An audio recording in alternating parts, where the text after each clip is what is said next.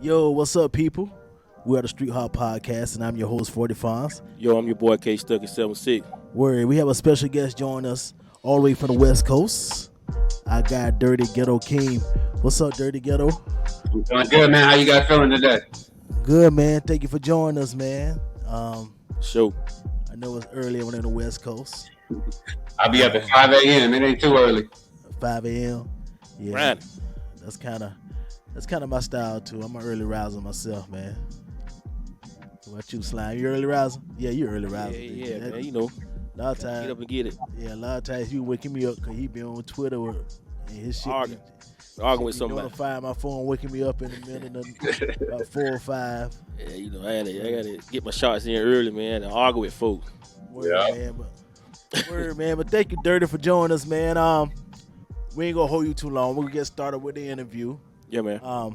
But one thing we like to do before we get started, man, we like to play a little game with our guests and trying to get them warmed up before we get down into the nitty gritty. So we do little icebreakers, you know, about 3 to 5 questions, and you pick either or you can say both or whatever. Since you being from the West Coast, we go keep it West Coast. I would say I don't want to compare them. Who? Kobe or LeBron? Oh, man, I'm a Kobe fan all day. All day. All day. Yeah. Sly, yeah, question you would ask, man. You know, I'm gonna leave that Leave alone. alone. I'm gonna leave that alone because I'm a LeBron guy. So Yeah, president of the LeBron fan club over here. yeah. So I ain't looking at LeBron. When I was watching Kobe, man, that was his prime era. So, you know, that '09 to like 2012 era was all Kobe. Yeah. Okay. no disrespect to Kobe though. You know, Kobe, No, not great at player. all. No disrespect. You know, no disrespect at all, man. Nah, man, we love King James too. Word, man. Word. There you go. Okay. Let's say Ruthless Records or Death Row. Woo! Man. I think I gotta go with both, man. I don't think I could put one or the other. Can you pick one or the other? Nah, I don't think so. I think they both did great things in the time that they did it. Uh-huh. And I feel like Death Row accomplished what Ruthless didn't. Word, okay. But Ruthless did it prior to Death Row, so, you know, it kind of go hand in hand. Word, man. Before we got started, you know, we had a little conversation with you, a little short conversation. Mhm. So which one, California beaches or Carolina beaches? Which one better? Ooh. Whew. Man. All right, so here's my thing with LA beaches. LA beaches is like more tourism versus the beaches that I went to South Carolina is more family Yeah. oriented. So I would have to say LA beaches just because that's where I'm from, but I do love the beaches out there. Word, no doubt, man. No doubt. All right. I got one for What you. you got? What you got? I got Shoot, Slide. I got Shoot one for the hip. you. We got Kendrick Lamar. Woo! Or we got Game. Who you rolling with? Game? Yeah, Game. Who you rolling with? I think in the sense of hip hop, I have to go with Game, just because Game had a whole lot more records that were given to us prior to Kendrick's entrance to music. I'm not saying he wasn't as big as Game at that time, but in record sales respectively, he wasn't. So yeah, I think I'm about to go with Game. Okay. All right. Bonus question. Oh, got a bonus question. Q or Snoop? I got him now. I gotta go with Cube on that one. Cube over Snoop? I think in the sense of Cube being a songwriter and being a song developer for other people, I think I've heard Cube do that more. Not to say that Snoop hasn't. You don't hear about it as often as you hear about Cube developing other artists. So I think I go with Cube. Oh, okay. All right. Yeah, that was different. The explanation was different. Yeah, Appreciate that. I get it. All right. Well, all right. I give you that. I ain't heard nothing bad. I ain't got to challenge you on that. Snoop did raise up a lot of people though. He does. He has a high influence for that, for sure. Right. Well, enough about the Snoop and the Cubes and the who else we doing? Game, Game and the Lamar. Kennedys. Let's get into Durrty Ghetto Keem, man. Tell us a little bit about you, man. Man, my name is Durrty Ghetto Keem, if you know me. Rapper for about 15 years. Started out free. 15. Yeah, 15 years since high school. Wow. '06, I probably cut my first record. I used to go to parties and freestyle like quite often. A lot of times, I used to go to a house party and be a cipher going on. Uh-huh. You just walk right into the cipher and, just pop off right there. So that's really how I started. I didn't start producing until the last few years. I started going to LA Film School. I got my associates in production, and now I'm almost finished with my bachelor's in entertainment business. Okay. So I'm learning a lot of the ins and outs of the music business on the manager side and the label side and whatnot. But as far as that, I got a few features with other artists, but I mainly just kind of produce and rap my own stuff. Where I hear that, man. Yeah. While I listen to your music, man, and listen to your cadence and how you spit, Hmm. you don't sound like the typical West Coast rapper. Man. You know what I mean? You know what I'm trying to say? Yeah, no, I know exactly what you're trying to say, and I appreciate that because not a lot of people hit now. I tell people I'm from California all the time, and they expect to hear a certain sound, but Right. I got family from the South as well, so that plays a high influence into some of my music. Some of the newer stuff I've done is a little bit more West Coast because I'm finally starting to find my niche in the LA scene. Right. But because I didn't grow up in LA, I necessarily don't have LA in my back pocket like that. So I grew up in Vegas, and I got a higher influence in Vegas than I do over there because most of the years of when I really started rapping and my connection started in Vegas. Right, I got you. Because a lot of times, well, especially now, you have your West Coast, you got your South, Mm-hmm. you got your New York, you got your Memphis style, and now a lot of people that's from them different geographical locations now try to be on like the South type style and stuff like that, and it's kind of messing up the music game a little You bit. don't always fit. It don't fit, you know what I mean? Yeah. Right. Yeah, that's good. That's a good way to put this line. It don't fit. Just don't fit. And but I could, like I say, you sound, you got that sound to where, you don't know what part of the map you're from. You know what I mean? You know what I mean? Yeah, I And, appreciate that. It's about the that's music, for real. Yeah, that's dope. So you say you've been rapping for 15 years, 16 years now. Yeah. What inspired you to get into music? So, yeah, somebody did. So I was never really a rapper like that, Like I listened to a lot of hip hop. I listened to a lot of different genres. But in high school, I didn't really rap like that till like maybe the end of my freshman year. I had some friends that had a group, and they asked me to be a part of the group, and I'm like, I don't really rap like that, Like that's that's not really my lane like that at the time. I was more of a hustler, Like get what you need type. So. That was really my lane then, and my boy, he was like, he kind of knew about, me growing up in foster care and being homeless and stuff like that. And he was like, bro, he's like, your life would be really dope if you rapped about it. And when I heard him say that, I ain't believe him at first, Right. And I just started writing stuff on paper, and one thing led to another, and now I'm just like writing songs every day. Word. So, what was the name of the group, man?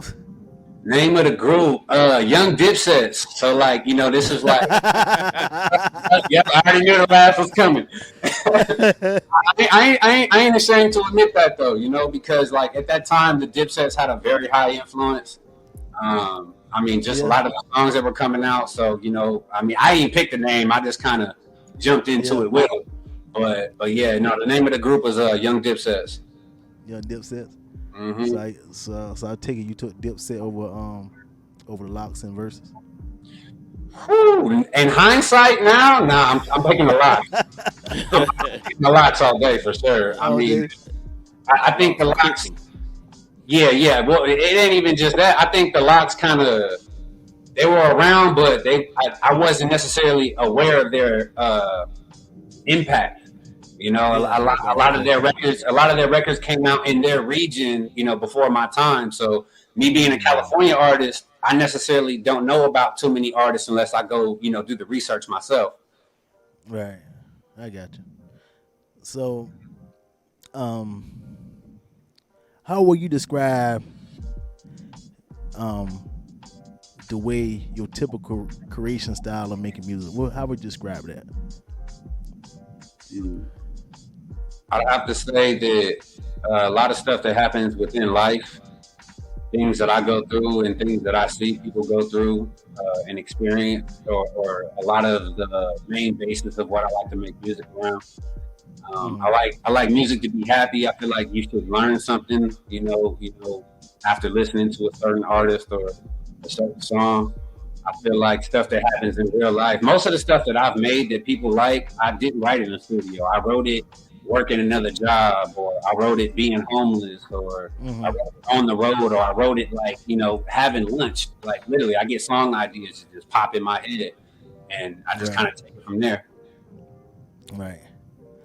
So, I know you say your childhood, you grew up you was in a foster care, right? Yeah. So, a lot of that come out into your music, as far as I don't know what kind of first. Let me ask you, how was your experience in foster care? How long? What was the age where you got into foster care? Okay, so I was born in '90. I went into foster care in 2000, 99, 2000. So I was about 9, 10 years old. And, you know, now that I'm 30 something, in hindsight, I can say that I had no idea what was going on then. But leaving the world that I was so used to traumatized me because I didn't know nothing else. You know, what was going on at home was normal to me, you know? So being taken out of that situation by somebody who called themselves his family was probably more traumatizing than what was actually going on. Because at that point, I was used to it. You know, like it was what it was at that point. But then leaving that situation and going to a different aesthetic or a different environment kind of puts you in a different mode. And now you're like, damn, everything. My last 10 years of my life really wasn't that normal. So now I'm going through, my preteen years and my actual teenage years with not the right knowledge, or not the right experience, or not the right lessons that I need to know in life. So it kind of messed me up, man, because I really didn't know how to live life, or like how to treat life in a positive way, because I was so infatuated with the hate that was instilled in me. So foster care didn't really treat me that well. If anything, it made me worse. Right. So that helped you with your creative process within your music. Definitely. Where I got you. Like an outlet. Sound like an outlet. Yeah. Right. Sound like an outlet, man. But we're gonna try to get off of that a little bit, man. With you being a West Coast rapper, we here on the East Coast, a lot of times, West Coast rappers feel like they're not accepted until they accepted over here on the East Coast. Do you feel that way? That how it was in the past. I know if your shit was popping in New York and over here now, right over here on the East Coast, right, you ain't made it yet. I feel like in a sense, yes, but I mean, a lot of the times, like I was saying earlier, a lot of the times we're only aware of the people who are in our state or our region.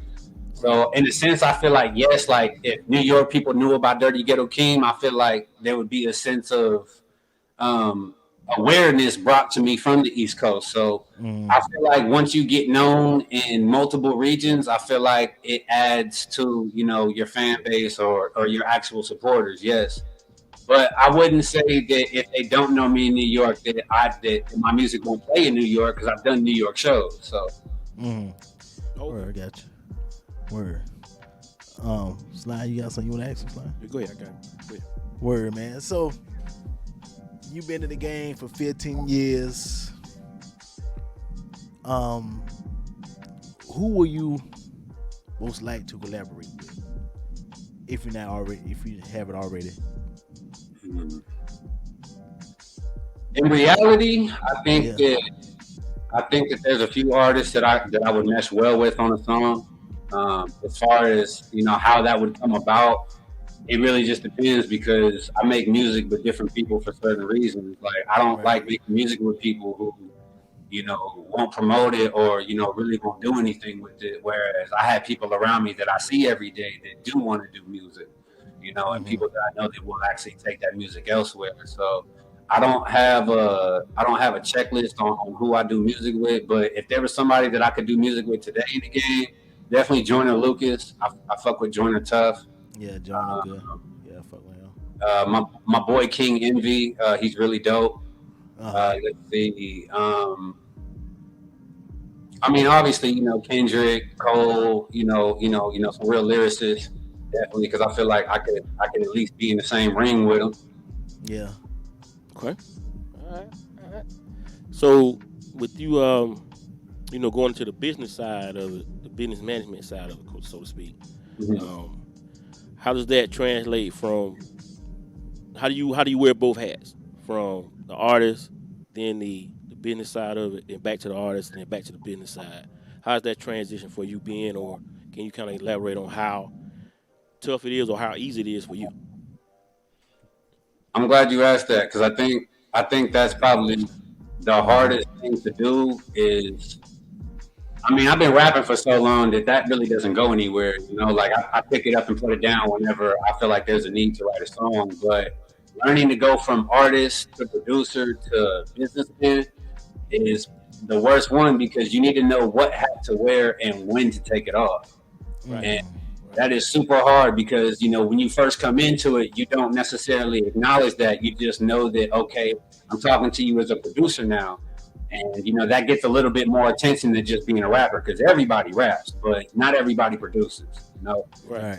In Right. that same sense, a lot of people produce, but not everybody actually handles the music business part of the business. So it's very hard, because even now, it's really just me, like it may seem like I got a bunch of people around me or even circling me, but I mean, everything that you see that comes from Raps Productions, which is my production company, and Durrty Ghetto Keem is really just done by me. So I think that's the hardest part is knowing when to wear that hat and when to take it off. Where I feel you. I'm sure it could be tough, man. Like I say, For you get real. into these rooms and start talking to people. You're thinking about the yourself, and you're the one that's pulling all the strings. So you closing these deals is on you, Right. basically. Right. So I definitely can see how that could be tough, man. Definitely. Right. Where. Right. So you prefer to be independent or you rather be part of a label? I think building the majority of what I want to do is going to start on the independent side. I mean, half of the industry, excuse me, half of the money that's still in the industry is 50% owned by independent artists. I Mm-hmm. mean, Hmm. one of the biggest artists that probably makes the most money that doesn't get enough shine is Tech Nine. He's been doing this thing for years, sold out Oh stadiums, yeah. Yeah, sold for real. out Yeah, his merchandise, father's big. amazing artist, dope label, but you never hear his name in the commercial area. Mm-hmm. But if you look at it in the independent side, he's doing everything that these big labels are doing, and that's what I'd like to model my success after. I Right. wouldn't mind being at a big label, but the more that I learn about the music business, the less I want to be a part of it. Oh, okay. I feel you. So I can understand that. It's a lot of stuff out here that we hear about the music industry, about these companies, and it ain't good. 80% of it is not good to me. Righteous, which is exactly why you shouldn't just sign to anybody. I feel like if I'm going to sign to somebody, it needs to be somebody who can like really mentor me, like E40, Snoop, Dr. Dre, somebody that I mhm. can really say that could level me up as who I am. Word. Because I feel like, Nipsey said this thing, he said, if you're the smartest person on your team, you need to get a new team in a sense. So I feel like now, some of the people who are around me now, I maybe have grown past. So maybe I need to get in new circles so I could keep on learning and keep on adding that to my repertoire. Word. That For way I real. can keep passing that information down to the people, who may have not done some of the things that I've done. Word. Okay. So with that being said, you said a lot there. Um, if you could change anything in the industry, what would it be? If I could change anything, Yeah. If it's one thing you could help, you know, become a little easier, I guess, or a little more uh, knowledgeable with a new artist, so to speak, what would it be? I think getting back to physical merchandise is probably the most important conversation in hip hop today. The streaming versus physical actual sales is hurting artists. You know, like I heard Snoop Dogg say in an interview, he had a billion streams and barely got 50K for it. Shit. Yeah, I heard that too on So, you Spotify. know, like, Yeah. and that's Snoop Dogg telling you that, you know. So if he's barely seeing 40, 50K for a billion streams, I guarantee you I'm not even Damn. seeing 1% of that, you know. So Yeah. I feel like as a new artist, I think our best thing to do is get back to physical merchandise, whether that be a new physical merchandise in the spectrum. Vinyl is still outselling a lot of things for the 17th, 18th year in a row. So that's a big thing to understand. Getting back to CDs or even flipping the digital catalog into a physical copy. And if you guys pay attention to even.biz, they're kind of doing that right now with artists. They're allowing people to physically distribute their art to their fans. Okay. But more or less, it doesn't include DSPs. So the people who don't want to do that, they still got to go to DSPs to go listen to your music. Oh, okay. Word. So you ready? You like the way things was back in the old days. So you ain't so much on the streaming shit. You ain't with that shit like that. Not really, not really. Because I mean, if we think about it, you know, we think about ticket sales, we think about merchandise, we think about CD sold and stuff like that. I feel like that's the only thing that really gauges the greatness in between artists is how many records have you sold, how many people have you impacted, how many lives have you changed. I feel like that's the Right. conversation over. Oh, I'm the best rapper. Yeah. I feel you, man. So um man, how hard is it now with all these streaming platforms and down try to get your music out there? Is it easier? Did the streaming platform make it easier for you to get your music out there compared to where it was when you had to promote your CD, put your and all that stuff, man, that come with it? In a sense, it does, but in a sense, it doesn't because the game is so oversaturated right now that it doesn't really matter how good your music is because it goes into this void. And you know, if you already don't have people around you telling everybody else is dope, they don't even want to listen to it. You know? Yeah. So like, Right. I could give you an amazing album, an amazing record, an amazing video, but it's not gonna catch on until everybody else says that it's cool.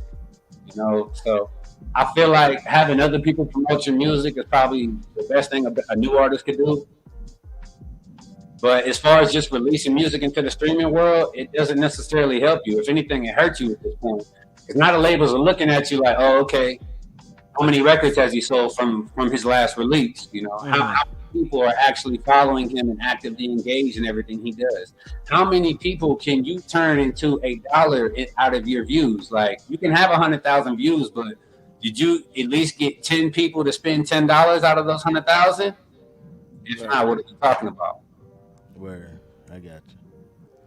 So you got something you would ask? So this kind of lighten the mood up a little bit. I know we Mhm. went a lot of business stuff. So if you could open for any artist today, who would you like to open for? Hmm. You go more than one. You Yeah. can go more than one if it's more than one. If you have one, um, you can go more than one.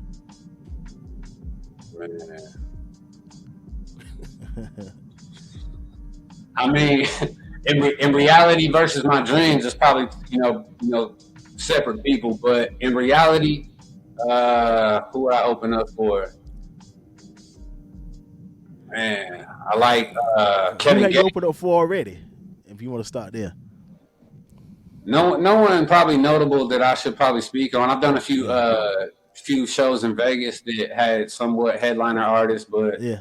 no one necessarily still relevant to this day. Yeah. Um, I'm big on the independent scale when it comes to shows. You know, either Right. throwing my own show or just getting on top of a circuit. You know, for underground or even mainstream artists. But you know, a lot of the main artists that I've done are from the West Coast, so I don't think Right. people necessarily know them out there. Like Yeah. Jockey, I've been at the show with him. Okay. My boy Baby Ape, I've been in shows with him. Um, but I don't necessarily have an artist that I can say that is that big, that's nationally known that I could open up for, or I'm necessarily within the realms of opening up for. Mhm. But Right. in my imagination, you know, Kevin Gates, Snoop, Cube, Yeah. anybody really. Like I love dope music. So as long as you got dope music, I have no problem being on the same bill or even opening up for you. Word. Okay. I got you. Okay. Well, I got one for you. Yeah. On the, you say you know you producer. Mm-hmm. Which producer would you like to work with, step in the studio with, and, Okay. and make some beats with? All right, Would now you that work with. now those people I know. So for sure, Dr. Dre. For sure, Dr. Dre. I think Dre has a huge influence over a lot of the stuff that I've done, even when it comes down to some of the stuff that I produce. Timberland, I love Timberland. Timberland is super dope. Jazzy Faye, super dope producer. Uh, J. Cole is actually a really dope producer as well. I feel like he don't get enough credit as for his He don't. production. He don't. People Right. don't. A lot of people don't know that he does a lot of producing. He A lot of does people do don't a know lot. that. I knew that. Yeah. I mean, I didn't know that. Yeah, a lot of people don't know that he does a lot out here. But And yeah, Kendrick actually does a lot of producing as well. Kendrick Lamar does a lot of dope production as well. So I definitely say all of those people. no Metro Boomin. I wouldn't say that I wouldn't like to work with Metro. I'm just not sure that that's where I'm at in my career right now. Okay. So I'm not to say I can't do trap music because I got a few sounds that sound, you know, in the trap realm, but I wouldn't necessarily say that I could hop on a Future and Metro Boomin song right now and it would take off where I'm at in my career now. I think that would come later. Okay. Well, let me ask you this then: what you think of, if you heard it yet, the Kendrick verse?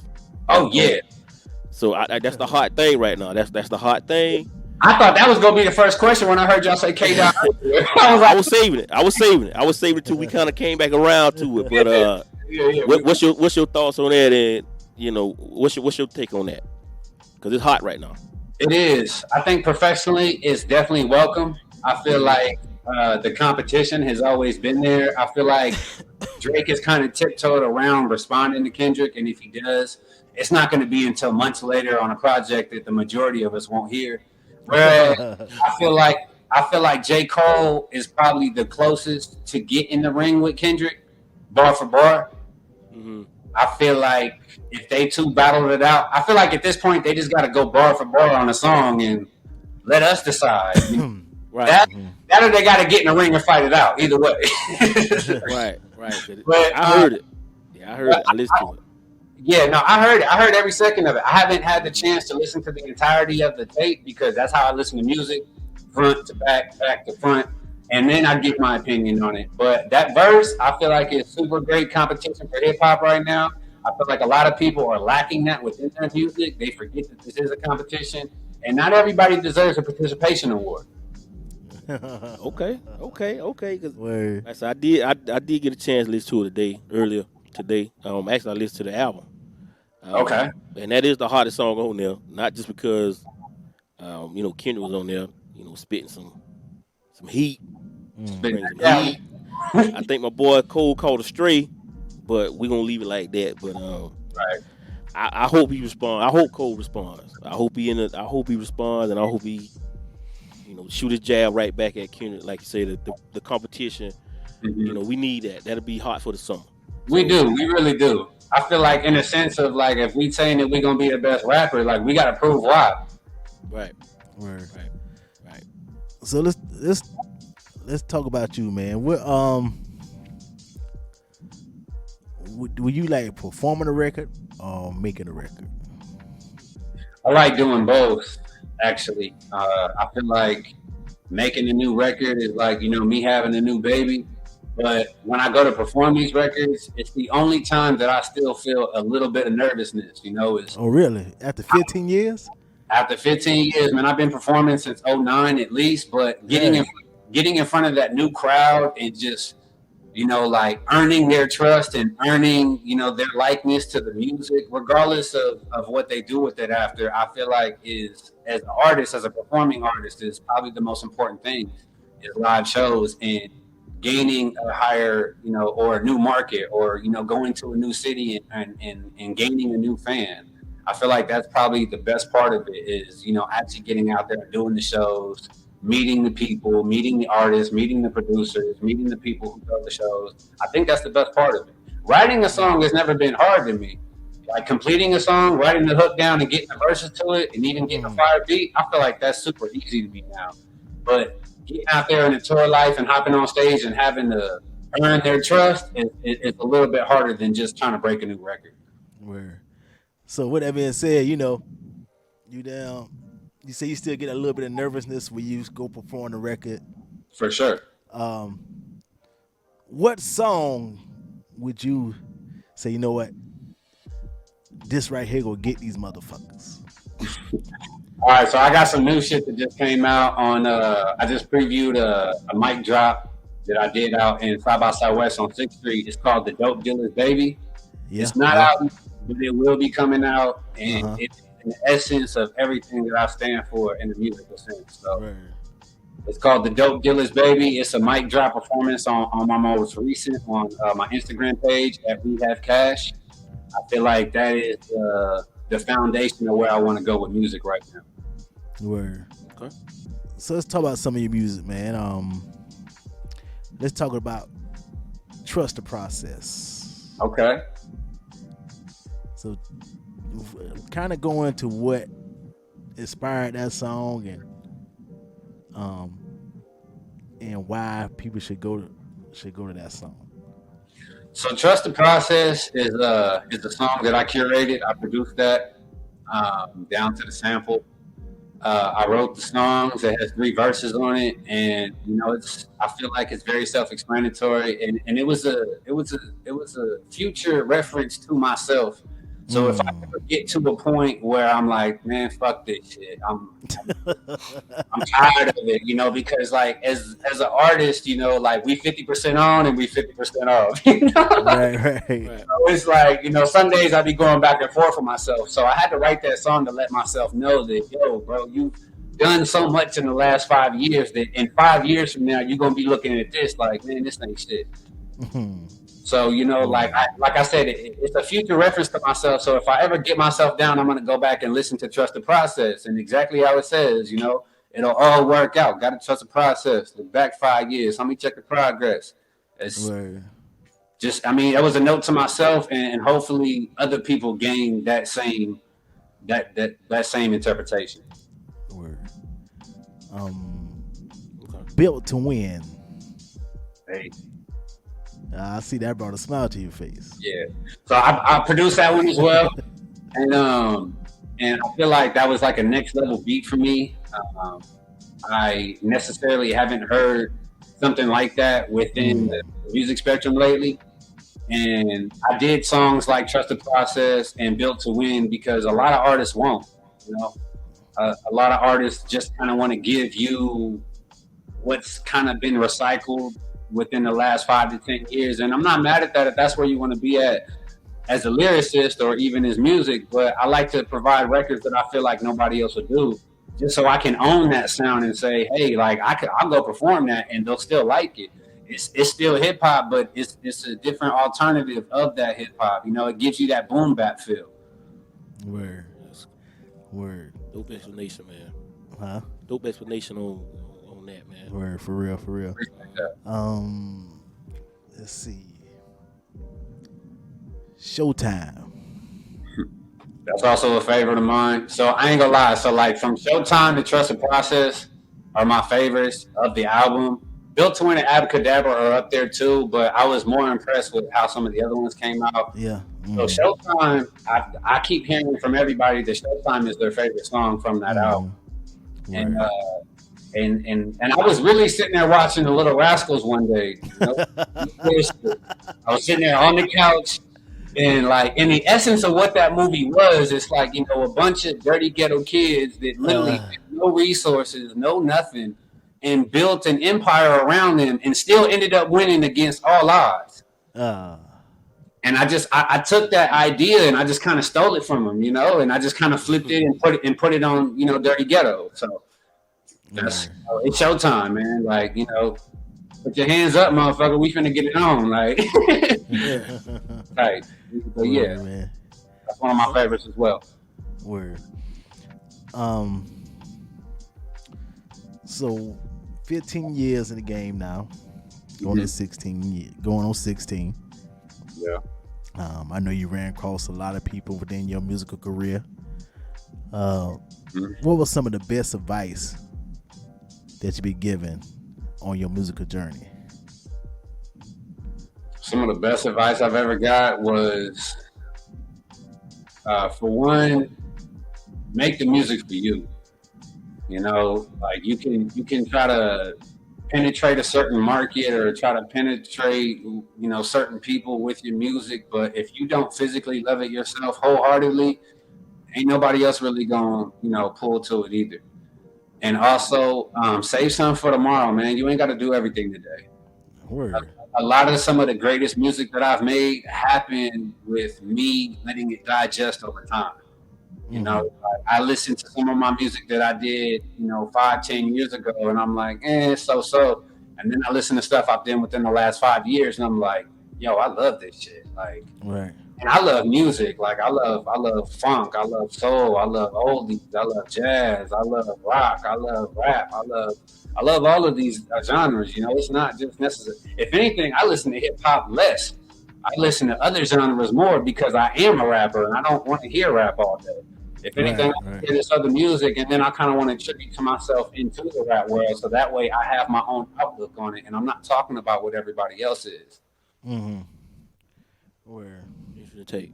Yeah, that's very interesting, man. That you know, a lot of people with it in a particular field, they they stick with it.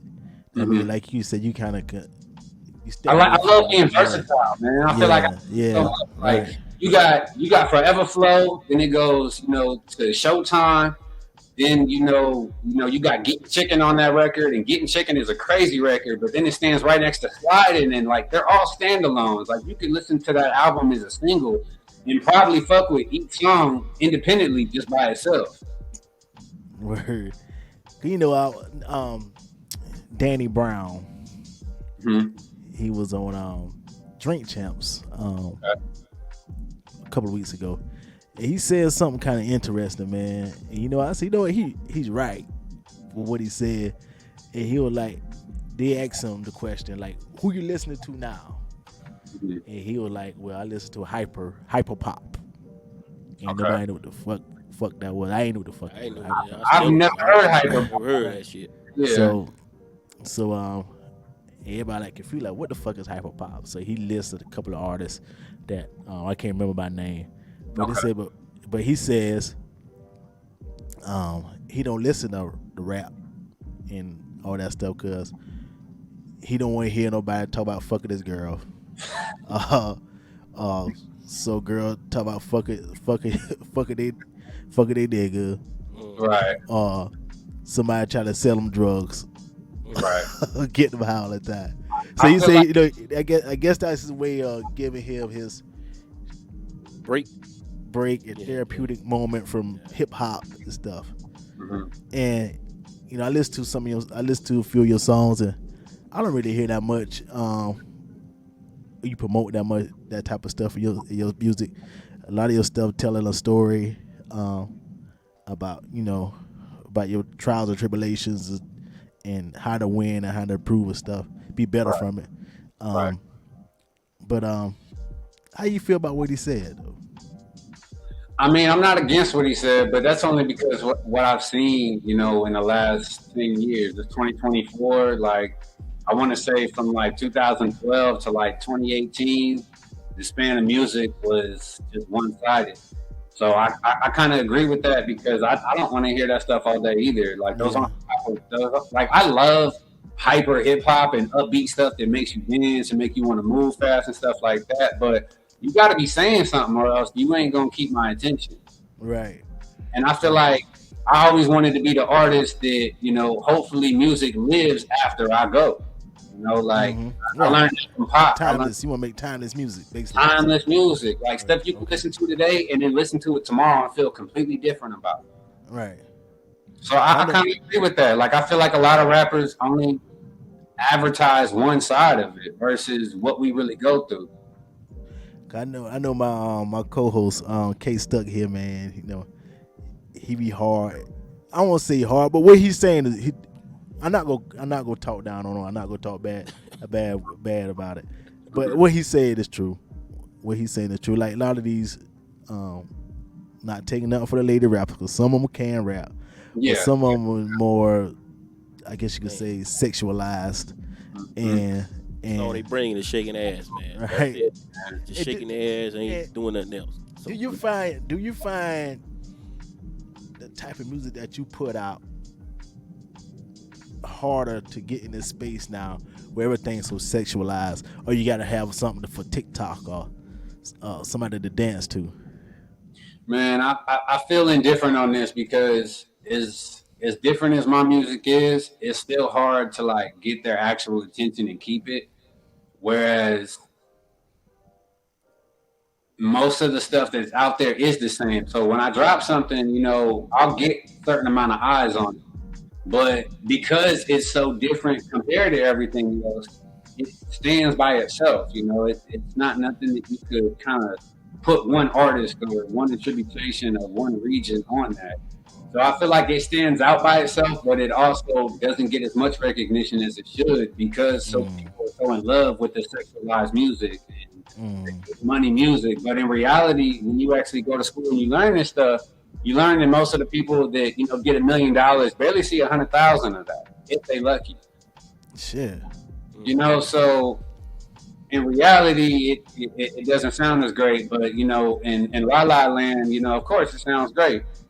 But I wanted to make music that you can actually learn something you can gain from. I didn't want to be your regular go-to artist that just, he talking about this or he talking about that. And if I do talk about that, I want to make sure I do it in a different way than you've heard it before. I don't want to give you a record that you already heard. A lot of rappers out here stealing flows and remixing samples and rapping the exact same tempo that the original song was on.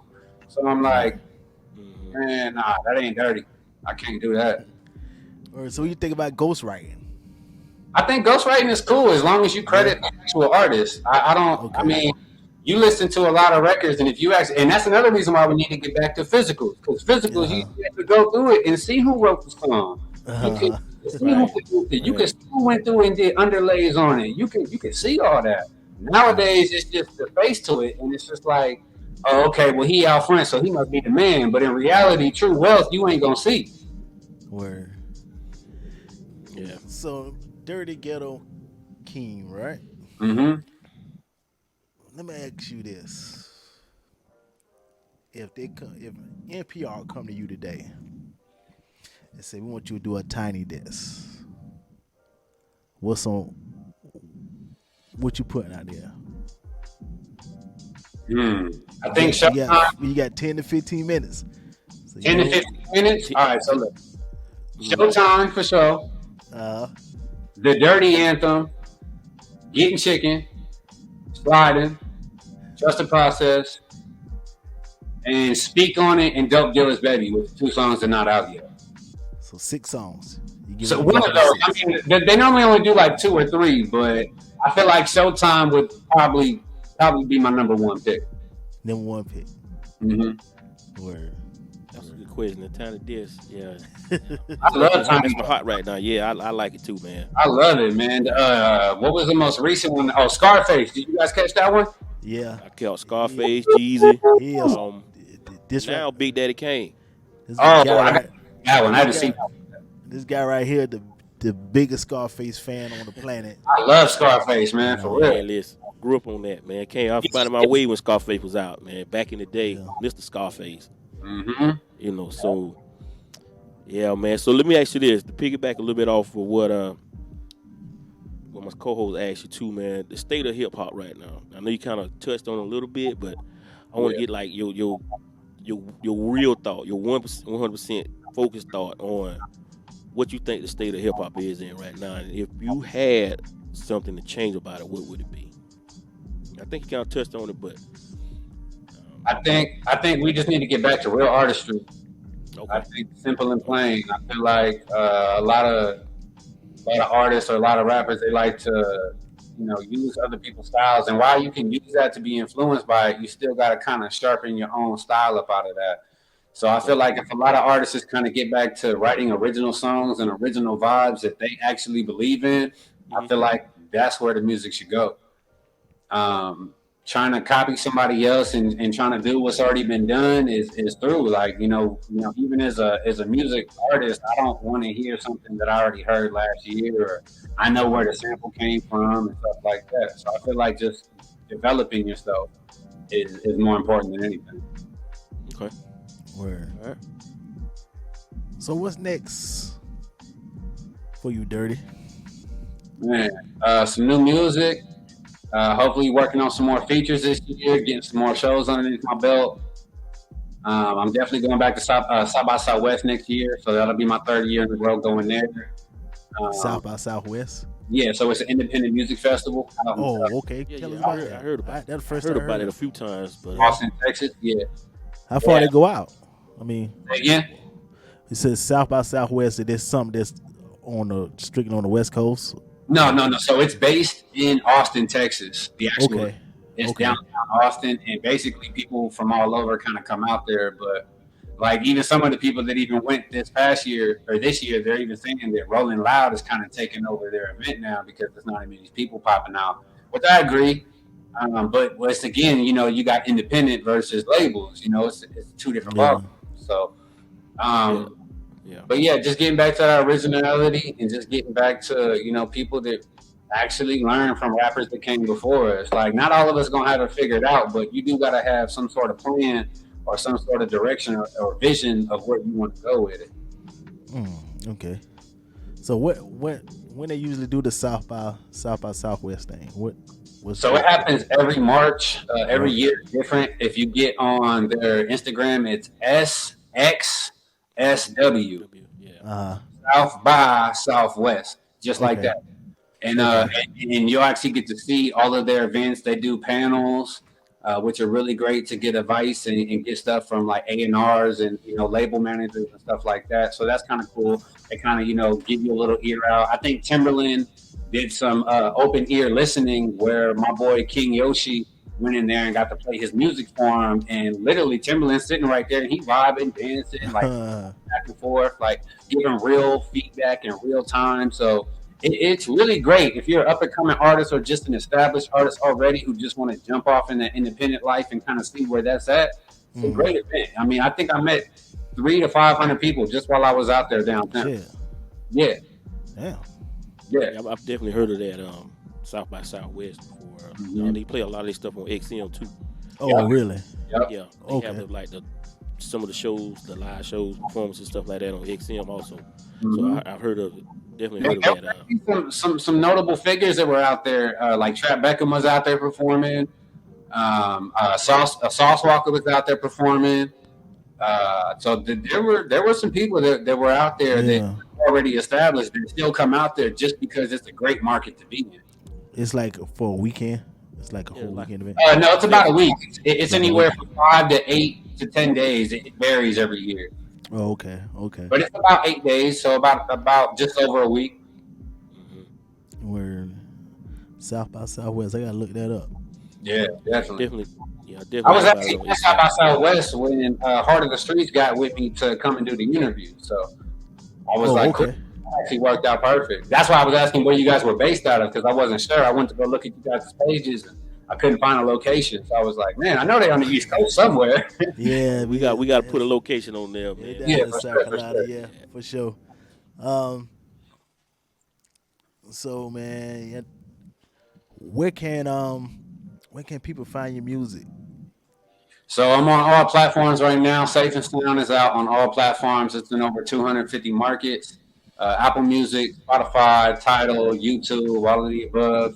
If Just type in Durrty Ghetto Keem, exactly as you see it on the screen, with 2 R's, a U and 2 R's, and I'll pop up on Instagram like that. Or if you type in We Have Cash on Instagram, I'll also pop up, and I'll have all my links in my link tree. Word, man. That's what's up. Yep. You got anything else for No, Durrty man. Ghetto Keem, Great interview, man. Great interview. Yeah, man. I Glad appreciate you joined us, man. be here, fellas. Yeah, thank you. Thank you for coming. joining Thank you us. for joining us, bro. Definitely go ahead, give you the opportunity to put out your socials. You already say we can find the music. Yeah. And man, I'm gonna tell you, and also this, man. Anything you want to promote, you putting out, man, just tag us. Okay. Yeah, we will share it. We post Yeah. it. Yeah. Push it. I'm tapped in for sure already. I think I'm following both of you guys' personal pages as well. Yeah, you Okay, did. I'm gonna definitely go in and check and make sure I give you that confirmed. Yeah. If not, it's cool, man. We can chop it up in real life, man. It's just Yeah, awesome. man. Bet. Yeah, YouTube, all platforms. I'm trying to get my website going together. I tried to do a pre-exempt of my website like 2 years ago, and people just weren't kind of receiving well to it. So now the music's getting a lot doper. A lot of people are kind of, putting their eyes back on it. So I'm gonna try to get that personal website going back too. But Instagram, We Have Cash. Facebook, Durrty Ghetto Keem. YouTube, Durrty Ghetto Keem. I got a music video on Vivo. I got my own personal YouTube page with some of the personal videos that I've done. And on my Instagram, I know a lot of up and coming artists and established artists as well. So that's probably the best place to get in contact with me. And word, man, when you finish working on that album, man, come back. Yeah, definitely. And, yeah. I'm working on some stuff now, so yeah. So we can promote the album, let you talk about the album, what we can expect to hear on the album, and all that. Okay, most definitely. You got this platform right here. Anytime you want to use it. Yeah, no, you guys are amazing hosts. I love the questions. I love where this went, man. I'm definitely glad we tapped in. Word, man, for sure. Well, that thing's about it, right? You got anything, Slime? Yeah, man. Durrty Ghetto Keem. Mm-hmm. Thank you, boss. Yeah, man. Yes, Appreciate it, sir. bro. Durrty Ghetto Keem, if you know me. Word, man, for sure. And we'll holler at you soon, man. All right, bro. No, that's another episode of Streethop Podcast. That's Now right. make sure y'all check to see the show drops usually on Monday nights. Also, you can catch the Scumbag Lounge on Wednesdays. So all podcast platform. Durrty. What else we on? Scumbag Lounge. Also, Twitter. Yeah, we find our socials everywhere, on Twitter. yeah. Just look, we out there. yeah, we out there. We everywhere, Yeah, man. everywhere, man. Shout out to Scumbags, for real. Parts of Street Radio. Socials. Dollar- Be on all socials, man. Dollar Radio Online. Get out. We everywhere. Get out. Make sure you get with us, man. Also, Durrty Ghetto, we appreciate you joining us, man. Yeah, man. Peace out. Be safe. All right, bro. Go Clippers. They ain't want to check for years. All right, man. All We'll right, holler bro. at you. Well, peace. Be easy, man. All right. Yeah, it's Durrty, and this is the dope dealers, baby. He all grown up. Product of the streets, man, I grew up crazy.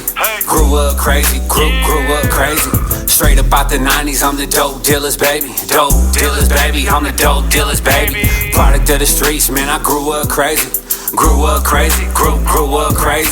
Straight up out the 90s, I'm the dope dealers, baby. Dope dealers, baby, I'm the dope dealers, baby. Friday, December 21st, 1990 was the day of my birth. Straight up out the dope era, I know we had it worse. Sun Village, baby, but we always made it work. Bitch, I'm Nita's baby, don't be playing with me. R.I.P. Grandpa Larry and my grandma they sing. I've been gone for a minute, but I'm back in these streets. Just a desert rose from the crack of the creek. Getting money out of town, that's the shit that I'm into. Long way to go, nothing what I've been through. Underground love me, I don't care if you do. It's Durrty Ghetto Keem, I got that shit tattooed. With the thugs and felons trying to turn a new leaf. Gotta water it every day if you trying to grow seeds. I can do anything, how to change my beliefs. Just another ghetto kid living in death and disease. Product of the streets, man, I grew up crazy. Grew up crazy, grew up crazy. Straight up out the 90s, I'm the dope dealers, baby. Dope dealers, baby, I'm the dope dealers, baby. Product of the streets, man, I grew up crazy. Grew up crazy, grew up crazy. Straight up out the 90s, I'm the dope dealers, baby. Dope dealers, baby, I'm the dope dealers, baby. 15 plus in it, I can tell how I go. Money, power, respect, monopoly of my own.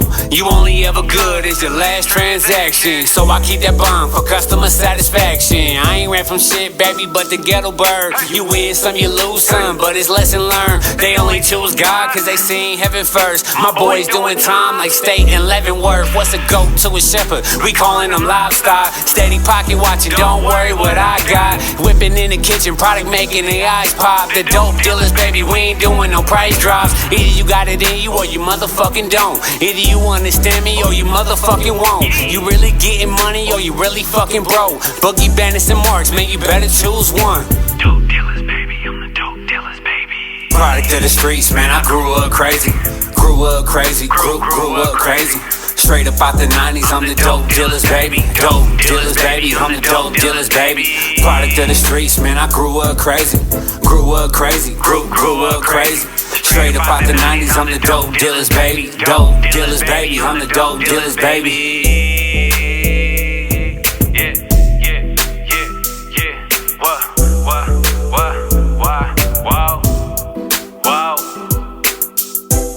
It's Durrty Ghetto Keem, if you know me.